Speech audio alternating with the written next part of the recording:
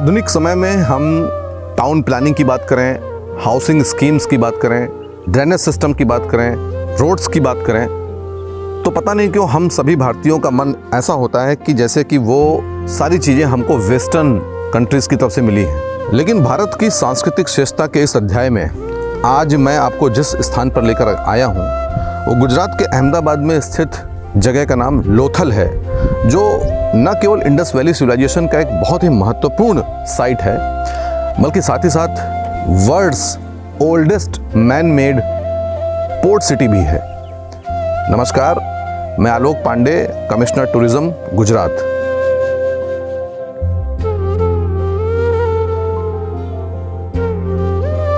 लोथल की नगर रचना कुछ इस प्रकार की गई थी कि यहाँ पर 5 प्रोमिनेंट साइट्स मिलती हैं।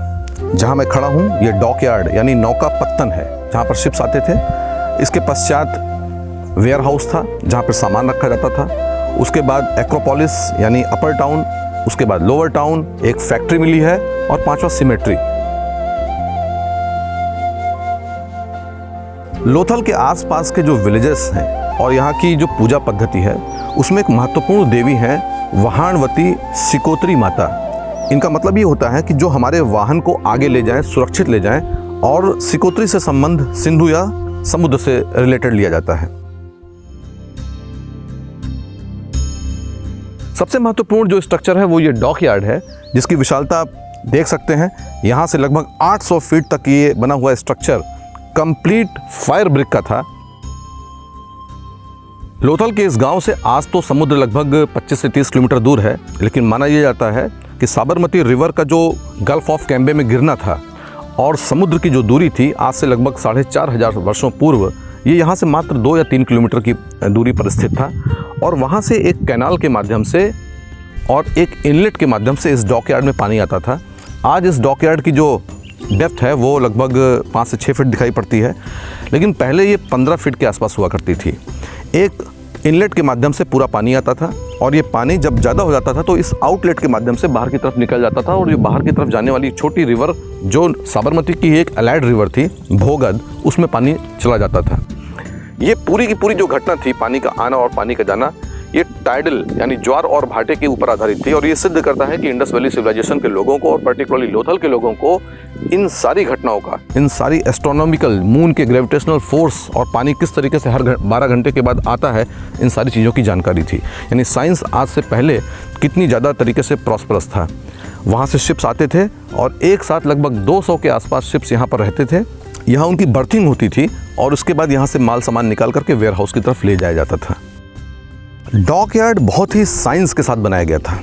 उदाहरण के लिए जैसे आप ये देख सकते हैं, मैं जहाँ खड़ा हूँ ये आउटलेट है। पानी जब भी बाहर ज़्यादा हो जाया करता था उस समय ये पूरा का पूरा पानी निकाल दिया जाता था। जो ये स्ट्रक्चर है ये बताता है कि यहाँ पर स्ल्यूस गेट जो शिप्स को अंदर आने और जाने के लिए परमिशन देता है। यानी आज बड़े बड़े डैम्स में आप देखते हैं कि लोहे के गेट्स को बंद कर दिया जाता है और पानी रुक जाता है।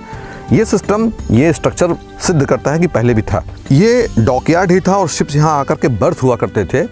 इसके बारे में क्वेश्चन भी उठाए जा सकते हैं, लेकिन जो यहाँ पर हमको प्रूफ्स मिले हैं, एविडेंसेस हैं, वो ये क्लियर कट बताते हैं कि ये वास्तव में डॉकयार्ड ही था। इसके रीज़न ये है कि यहाँ जो खुदाई के दौरान सी शेल्स मिले हैं, जो सिद्ध करता है कि यहाँ जो पानी भरा रहता था वो पानी समुद्र का था। दूसरा, यहाँ पर एंकर्स मिले हैं, पत्थर के एंकर्स, जिनमें किसी भी शिप को बांध करके बर्थिंग की जाती थी जिससे कि वो एक जगह पार्क हो सके। तीसरा, यहाँ पर जो टेराकोटा के हमारे जितने भी फिगर्स मिले हैं उनमें बोट्स, शिप्स और ऐसी कई चीज़ें मिली हैं जो हड़प्पा सिविलाइजेशन से रिलेटेड नहीं हैं, जैसे गोरिल्ला, जैसे इजिप्शियन ममी, जैसे सुमेरियन कल्चर के जो बीट्स हैं वो यहाँ पर प्राप्त हुए हैं, जो बताता है कि एक्सपोर्ट और इंपोर्ट का बिजनेस यहाँ पर था और वो हुआ करता था इसी सी के माध्यम से। एक दूसरी और चीज़ भी है, ये ऊपर की 3-4 जो लेयर्स हैं तो ASI द्वारा प्रोटेक्टेड हैं, क्योंकि यहाँ नई ईंट बना करके रखा गया जिससे कि नीचे की ब्रिक्स को दिक्कत ना हो। लेकिन आप इन ब्रिक्स को देख सकते हैं, ये आज की स्थिति में भी इतनी मजबूत हैं, जो बताता है कि उस समय जो ब्रिक क्लिन्स थी उनमें इनकी जो फायर करके इनको जो बेक किया जाता था वो कितना मजबूती से आज भी यहाँ पर रुका है, क्योंकि ये वाटर सी वाटर हुआ करता था जो हर चीज़ को ख़राब कर देता है। इन ब्रीफ, लोथल का ये जो डॉकयार्ड है या पोर्ट सिटी है वो मॉडर्न ओशनोग्राफी का, हाइड्रोलॉजी का, कार्गो हैंडलिंग का, सिविल इंजीनियरिंग का और पोर्ट मैनेजमेंट का एक इनक्रेडिबल पीस है, जो उस समय की सभ्यताओं को तो छोड़ दीजिए, आज के समय भी हम अगर देखें तो एकदम मॉडर्न लगता है।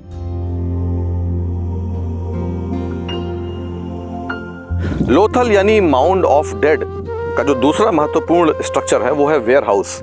और जैसा कि आप देख सकते हैं कि इस तरफ डॉकयार्ड था और एक रैंप के माध्यम से ठीक पीछे जो इसका सबसे ऊंचा स्ट्रक्चर, सबसे ऊंचे प्लेटफॉर्म पे बना स्ट्रक्चर था, वो वेयर हाउस था।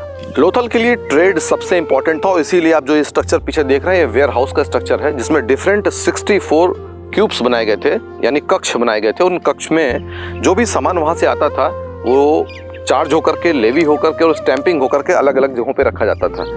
इसकी हाइट यहाँ के जितने भी स्ट्रक्चर्स हैं, यहाँ तक कि जो रॉयल फैमिली यहाँ रहती थी उससे भी ज़्यादा है। और ये बताता है कि ट्रेड बिजनेस इनके लिए कितना इंपॉर्टेंट था।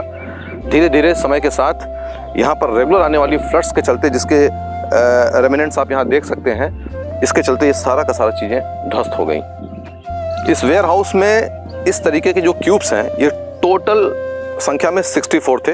बीच में ये पैसेज है और हर एक क्यूब पर एक अलग अलग टाइप का कुछ सामान रखा जाता था। ये पूरा कभी बंद रहा होगा, लेकिन फ्लड्स के चलते ये एकदम खत्म हो चुका है। वेयर हाउस के जस्ट बगल में जो तीसरा स्ट्रक्चर लोथल का मिलता है, इसको हम एक्रोपोलिस या फिर दुर्ग कह सकते हैं या अपर टाउन कह सकते हैं। माना जाता है कि यहाँ पर बड़ी ट्रेड कम्युनिटी या फिर शासक वर्ग रहता होगा। ये अपने रिमार्केबल सिस्टम ऑफ ड्रेनेज, पकी हुई ईंटों, डबल स्टोरी मकान, बढ़िया रोड्स और अच्छी एक सिविक और म्यूनिसिपल सेंस के लिए जाना जाता है। एक्रोपोलिस में डबल स्टोरी मकान थे, उसका एक एविडेंस इस स्ट्रक्चर से मिलता है। ये माना जा सकता है कि ऊपर से नीचे जो ये ड्रेनेज सिस्टम आप देख रहे हैं, यहाँ पर पहले पानी आता था और ये सोक पिट जैसा बना स्ट्रक्चर जो यहाँ का सॉलिड वेस्ट को जमा कर देता था। फिर ये नाली से आगे आकर के ये फिर से एक दूसरा सोक पिट था जिसमें ये पानी आता था और फिर इस नाली के माध्यम से मेन ड्रेनेज सिस्टम में जाते हुए निकल जाता था। यूँ तो इंडस वैली सिविलाइजेशन का ड्रेनेज सिस्टम हर जगह बहुत अच्छा है, लेकिन लोथल का ये स्पेशल कैरेक्टर है। और छोटी नालियाँ बड़ी बीच के साइज़ की नालियों में मिलती हैं, बीच के साइज़ की नालियाँ बड़ी नालियों में जाती हैं और पूरा का पूरा ड्रेनेज सिस्टम अंततोगत्वा जाकर के डॉकयार्ड में खुलता है। जो मैं पीछे का स्ट्रक्चर है ये कुआं है। ये जैसे कि आप देख सकते हैं ये सबसे बड़ी नाली यहाँ की है। और इन सारे ड्रेनेज सिस्टम का मतलब खासियत ये भी है कि सारे के सारे स्ट्रक्चर्स ढके हुए थे। जैसे कि आप इन ईंटों को देख सकते हैं, ये पत्थर की तरीके से सख्त, फायर बेक्ड और पूरे के पूरे सिस्टम को ढाक के रखती थी। लोथल के लोगों का सिविक सेंस बहुत अच्छा था। यहाँ का म्यूनिसिपल एडमिनिस्ट्रेशन बहुत बढ़िया था। जिस रास्ते पे मैं चल रहा हूँ ये एक्रोपोलिस से बीट फैक्ट्री और लोअर टाउन की तरफ जाने का रास्ता है। इसकी चौड़ाई आप देख सकते हैं, इसकी सफाई देख सकते हैं कि कितना चौड़ा रास्ता बनाया गया था। और यहाँ पर किसी भी तरीके का कोई इंक्रोचमेंट नहीं मिलता, ऐसा एक्सकेवेशन करने वाले प्रोफेसर्स कहते हैं। लोथल का जो तीसरा सबसे महत्वपूर्ण साइट है वो है यहाँ की बीट फैक्ट्री। और बीट फैक्ट्री से लगा हुआ जो ये छोटा सा फर्नेस हमको मिला है। ये फर्नेस इसलिए इम्पॉर्टेंट है क्योंकि ये यहाँ के साइंस के बारे में बताता है कि यहाँ की मेटलर्जी कितनी उन्नत थी। यहाँ पर 100% प्योर कॉपर बनाया जाता था। एक चीज़ ये भी उल्लेखनीय है कि यहाँ पर इन सारी चीज़ों का ज्ञान होने के बाद भी हथियारों के अवशेष नहीं मिले हैं। ये सिद्ध करता है कि लोथल के जो भी लोग थे वो पीस लविंग लोग थे और उन्होंने धातु का इस्तेमाल व्यापार और वाणिज्य के लिए किया, युद्ध के लिए नहीं। लोथल का ये चौथा महत्वपूर्ण साइट है। ये लोअर टाउन कहलाता है, लेकिन इसमें भी वो सारी एमिनिटीज़ जो अपर टाउन में थी वो सारी दिखाई पड़ती हैं। लोथल का जो अंतिम महत्वपूर्ण साइट है वो है मेरे पीछे की साइड में आने वाली सीमेट्री, यानी यहाँ का शमशान। यहाँ पर जो डेथ रिचुअल्स है वो ये बताते हैं कि यहाँ पर क्रीमेशन भी हुआ करता था और बरियल भी हुआ करता था।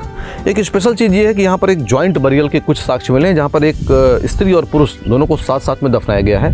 लोग कहते हैं कि ये सती प्रथा से रिलेटेड है, लेकिन ये पुष्ट प्रमाण नहीं है क्योंकि इसके ठीक बाद आने वाला वैदिक एरा जो है उसमें शतपथ ब्राह्मण में स्पष्ट लिखा है कि पति की मृत्यु के पश्चात पत्नी को मरना नहीं चाहिए बल्कि उसको अपने बालकों की देख रेख करनी चाहिए। लोथल की कई ऐसी विशेषताएं हैं जिनको जानकर के आप स्तब्ध रह जाएंगे। पंचतंत्र की कहानियाँ आपने पढ़ी होंगी जिसमें एक थर्स्टी क्रो और एक डियर की कहानी है।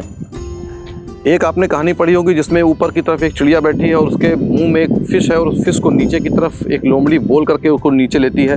इन सारी कहानियों का डिपिक्शन यहाँ के जो जार्स मिले हैं, जो उनके अंदर जो चित्रण किया गया उनमें मिलता है। यानी हम एक लीनियज स्थापित कर सकते हैं पुरानी परंपरा सिंधु घाटी सभ्यता की और बाद के आने वाले पंचतंत्र तक के एरा की। लोथल वासियों को कंपास का भी ज्ञान था और यहाँ पर कुछ ऐसे स्ट्रक्चर मिले हैं जो एंगल्स का मेज़रमेंट कर सकते थे। साथ ही साथ एक लंबी स्केल मिली है जिसमें मिलीमीटर या सेंटीमीटर की तरीके से गणना की जा सकती थी। यहाँ की जो सील्स हैं वो भी अपने आप में स्पेशल हैं। इन सील्स पर तमाम एनिमल्स की प्रिंटिंग है, कुछ लिखावट भी है और एक कॉर्नर की तरफ एक छोटा सा छेद है जिसमें कॉपर की रिंग लगाई जाती थी और वो बताया जाता था कि जो यहाँ का माल सामान बाहर की तरफ जाता था उस पर सील करते थे, व्यापारी का नाम लिखा होता था, सामान का नाम लिखा होता था और वही चीज़ें बाहर जाकर के खोली जाती थी, जिससे कि इस्टेब्लिश होता था कि ये किसी एक पर्टिकुलर ट्रेडर का ये सामान है।